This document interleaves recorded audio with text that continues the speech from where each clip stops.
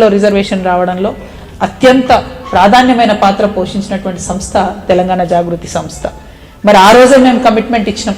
మహిళా బిల్లు కోసం ఢిల్లీలో ధర్నా చేసినప్పుడే ఓబీసీ మహిళలకు కూడా అంటే బీసీ మహిళలకు కూడా ఖచ్చితంగా కోటాలో ఉప కోటా ఉండాల్సిందే. అంటే మహిళలకు కోటా రావాలంటే బీసీ బిడ్డలకు కూడా చట్టసభల్లో రిజర్వేషన్ రావాలి అని ఆనాడే ఆలోచన చేసినటువంటి సంస్థ తెలంగాణ జాగృతి సంస్థ. అంటే మేము ఏ పని చేసినా ఉట్టిగానే మీద మీద ఆగమాగం టెంపరీ బెనిఫిట్ కోసం పనిచేసే వాళ్ళం కాదు.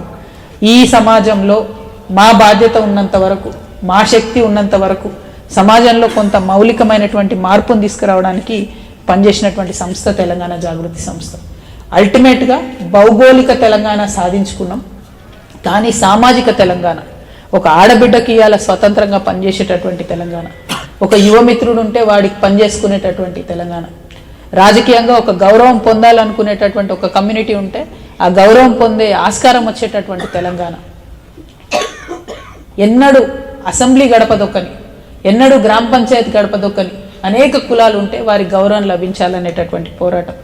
అది ఆర్థికంగా కావచ్చు, సామాజికంగా కావచ్చు, రాజకీయంగా కావచ్చు, అన్ని విధాలుగా కూడా మొత్తం యావత్ తెలంగాణ సమాజాన్ని కలుపుకొని ముందుకెళ్లేటటువంటి ప్రయత్నంలో సామాజిక తెలంగాణ సాధననే లక్ష్యంగా తెలంగాణ జాగృతి పనిచేస్తున్నది. మరి సామాజిక తెలంగాణ అంటే ఏంటి అంటే, ఎట్లా అయితే ఫ్రెంచ్ రెవల్యూషన్లో మనం మాట్లాడుకున్నాము, స్వేచ్ఛ కావాలి, సమానత్వం కావాలి, సౌభ్రాతృత్వం కావాలని కొట్లాడినాము, ఎట్లయితే ఇప్పటికీ కూడా ఫ్రెంచ్ రెవల్యూషన్ ఒక ఇన్స్పిరేషను మనకు.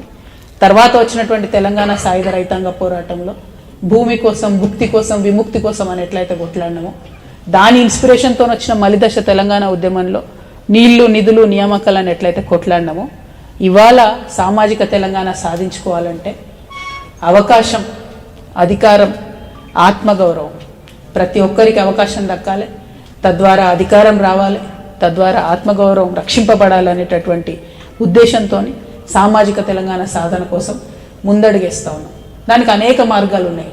అందులో ఖచ్చితంగా ఒకటి, బీసీల కోసం చట్టసభల్లో రిజర్వేషన్ రావాలి. దానికి తొలిమెట్టుగా 42% రిజర్వేషన్లది ఏదైతే కాంగ్రెస్ పార్టీ హామీ చేస్తున్నదో దాని అమలు కోసం పోరాటం చేయాలి. అది అక్కడితో ఆగదు. సామాజిక తెలంగాణ సాధన అంటే నేను చాలా బలంగా నమ్ముతాను, కులాలు అనేటటువంటివి మనుషులు పట్టించుకోరు. ఎప్పుడు పట్టించుకోరు? డబ్బు ఉంటే కులాల గురించి పట్టించుకోరు.